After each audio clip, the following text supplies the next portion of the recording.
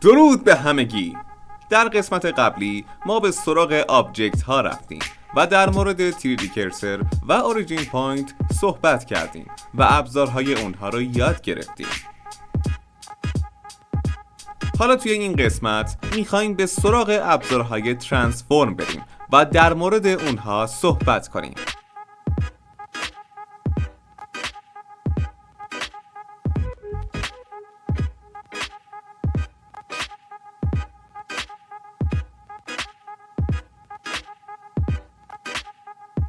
قبل از شروع ازتون میخوام که کانال ما رو سابسکرایب کنید و زنگوله نوتیفیکیشن رو هم فعال کنید تا از ویدیوهای بعدی ما مطلع بشید.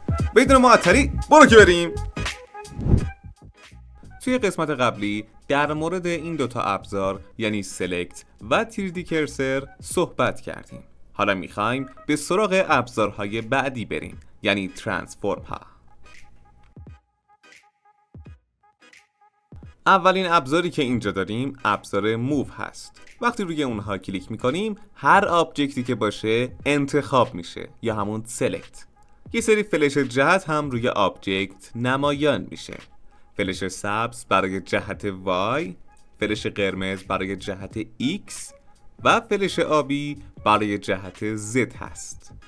حالا من میتونم با بردن موس روی هر کدوم یا کلیک یا کشیدن آبجکتم رو به اون جهت حرکت بدم.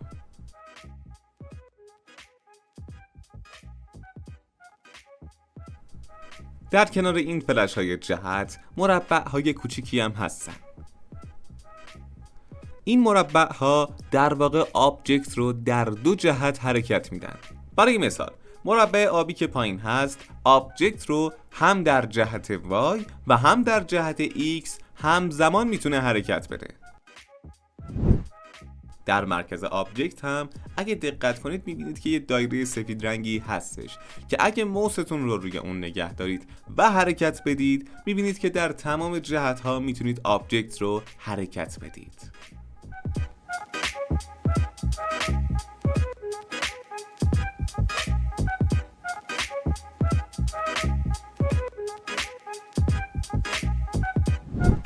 ابزار موو دکمه G هست. اگه من دکمه G رو بزنم میتونم به صورت عادی آبجکتم رو به تمام جهات حرکت بدم.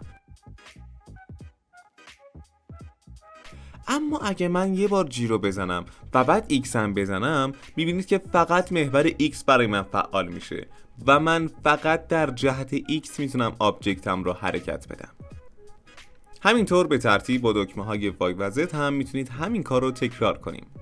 یعنی با زدن دکمه G و بعد Z و Y میتونم آبجکتم رو به اون جهت ها حرکت بدم.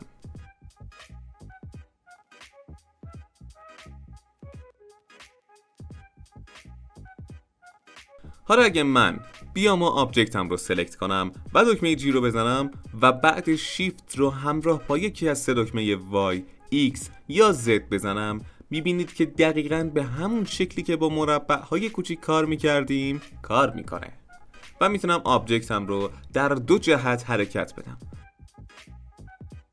برای مثال اگه شیفت و X رو همزمان بزنم محور X برای من غیر فعال میشه و من میتونم حالا در دو جهت Y و Z همزمان آبجکتم رو حرکت بدم.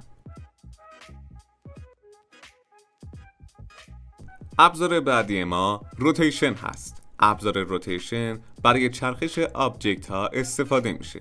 این ابزار هم مثل ابزار موو جهت ها رو میتونید روی اون ببینید و با بردن موس روی هر جهت آبجکت رو در همون محور بچرخونید.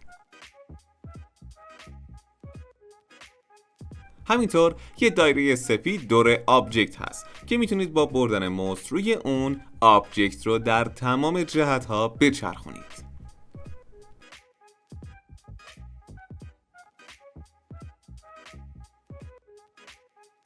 شورتکات این ابزار هم کلید R روی کیبورد هست و دقیقاً مثل ابزار موو زمانی که من R رو همراه با XYZ بگیرم میتونم در همون محورها آبجکت رو روتیت کنم.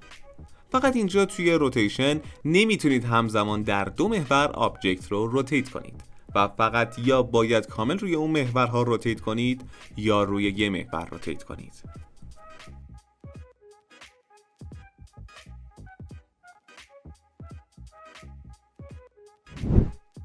ابزار بعدی ما توی این ویدیو اسکیل هست. ابزار اسکیل کارش بزرگ یا کوچیک کردن یک آبجکته.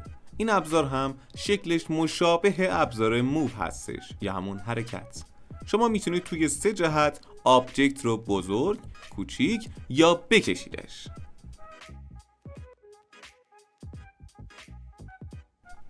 این ابزار شورتکاتش با کلید S هست و با زدن دکمه های XYZ میتونید توی محور دلخواه اسکیل آبجکت رو تغییر بدید.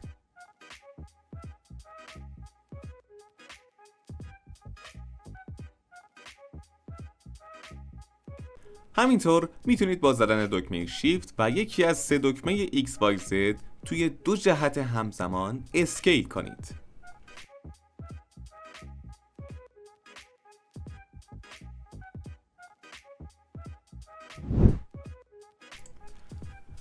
ابزار آخر ما که شورتکات هم نداره و فقط توی محیط تیریدی هست، ترانسفورم هست که هر 3 ابزار موو، روتیت و اسکیل رو با هم در اختیارتون میذاره و میتونید به راحتی از هر 3 تا ابزار استفاده کنید.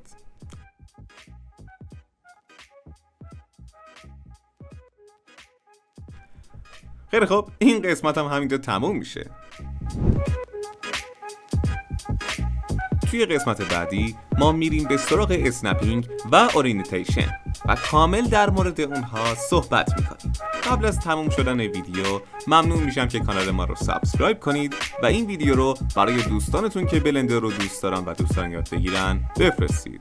تا دوست باشید. میبینمتون. خداحافظ.